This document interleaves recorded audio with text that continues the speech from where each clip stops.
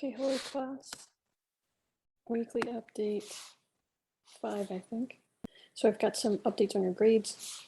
Check your inbox for an email with some of the most recent assignments, the theory, the MATLAB, and your exams.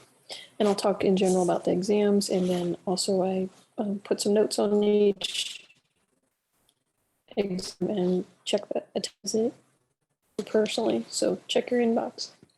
In general, like very nice job on the exam. Average was actually an 80. There were some very high ones, several in the 90s, 94, 98. But then there's a few folks, though, in the 50s and 60s, and we want to help people catch up. Some people had some illnesses and COVID-related stuff. So let's see what we can do. And if that's you, let's make a plan. Let's talk to your group members, talk about other classmates, and things we can do. And then I want to point out in where I put some stuff.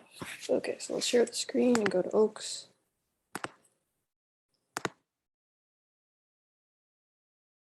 And your class content. So in your exam, I know some of you stressed during that this link didn't show up very well, or finishing the exam, put it there.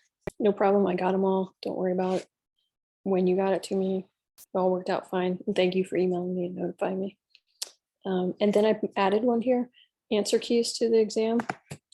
And I put a lot of people in here. So shout outs for Chloe, Maddox, Brianna, Jenna, and Kevin. And that's not everyone. I could have added a few more, but I didn't want you to have to sort through so many of these. But take a look and you'll see different folks' approaches to different ones. It'd be nice to download all of them, have them and scan through them. Let's take a look at Chloe's. I feel like she did a really good job explaining all the steps of her problem. If you want one that's a little briefer but to the point, Maddox did an excellent job. So again, you all see this on points in red where I put some comments, things I took off. And you can check out again each time Chloe's explaining everything as she goes. Some common errors I would say would be number 5. One of the things you can do is just restart the algorithm at a different initial point, right? So that was just doing random restarts. Some people think Zach had a clever one talking about a Monte Carlo method. Lots of acceptable things, but a lot of you had unacceptable ones there. Number 6, yes, we have to add an auxiliary here. So just one that we had to add, and we'd expect this. And sometimes depending on the rationale it took, might have accepted that there, even though you should have had x1, x2, x3 greater than or equal to 0. I gave some partial credit for this because at least you know it wasn't B. Okay, nice job on the modeling. And Chloe actually showed what she would put in the MATLAB, and I forgot to even include that in this exam in the question, even when we talked about it. Excellent model, some really nice sketches here, all the work and the optimal solution.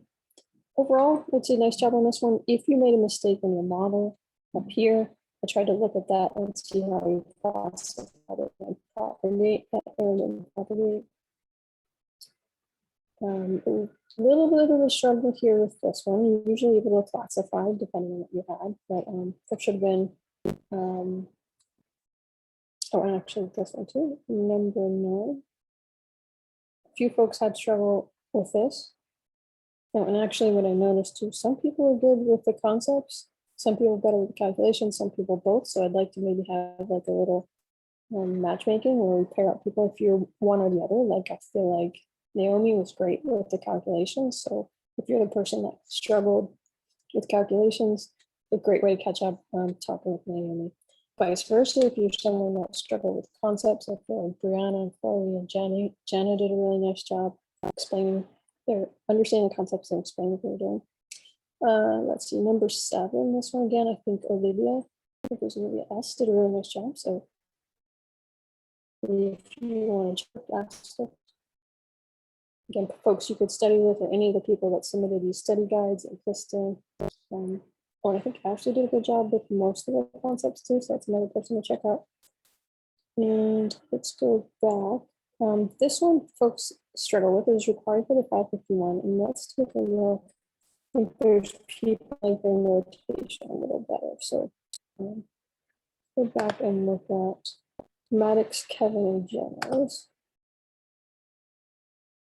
And this is really just a matter of probably seeing this in possibly another class. And there's a couple of my videos where we talked about this shorthand way of writing things in matrix notation that really compresses it.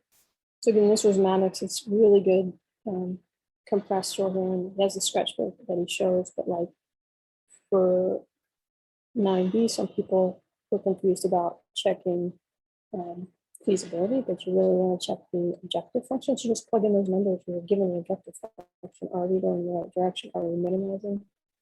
Get a value of what? 9 plus 3 is 12. And then you plug in the next iterate that you got, 1 minus 1, and you get 1 plus 3 is 4. That's going in the right direction. You keep on checking that. Okay, but what I wanted to focus on is what Maddox did here on phase 1. So AX equal B is a system. X is a vector. That's what the bold notation is showing. So there's n things in that. And so here goes 1 to n. And then you need to add a vector y with n things in it for every one of those equality constraints that's not satisfied. Yeah, in phase 1, you could just sum those. Some more, one of you did write this. You could also write it as E transpose Y if you wrote it in vector notation, E being the vector of all ones. And most people understood the phase 1 of phase 1 and big M, that you needed to have this M, but they're very similar. Oh yeah, he's in plus because he's trying to penalize there without the value of n. So really nice work and explanation. A few of you hadn't seen this notation before. That's okay. You could have written it out. For each constraint, you'd have an x, a y1, a y2, a y3, and so on. So I tried to grade that a little bit gently though. Pick some other folks to look at, maybe one more. Brianna, Jenna, and Kevin. Kevin's a little more compact, also like Maddox. And I think Brianna and Jenna may put some more explanations. So bounce between these and look at different folks' thought process, because even though there's many ways of being right, it's important to see bold views give you a greater understanding. Okay, so then because her picture was such that it looked straight from here, then she made a mistake of that. It's really bent, right? So if I put the point here and here, it wouldn't stay on the line.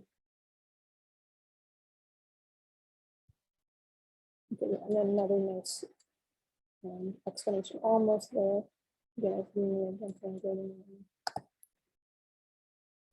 okay, so I think that's it. This chapter, you have lots of modeling and fun, like application-oriented things. Remember, we have a Saturday due date and then a following Wednesday, so we have to catch up. But good luck on all your other midterms, and really nice job overall. If you're one of the folks that didn't do as well as you like, let's think about it with your group members and your classmates and me, and see if we can make a plan to get you back on track.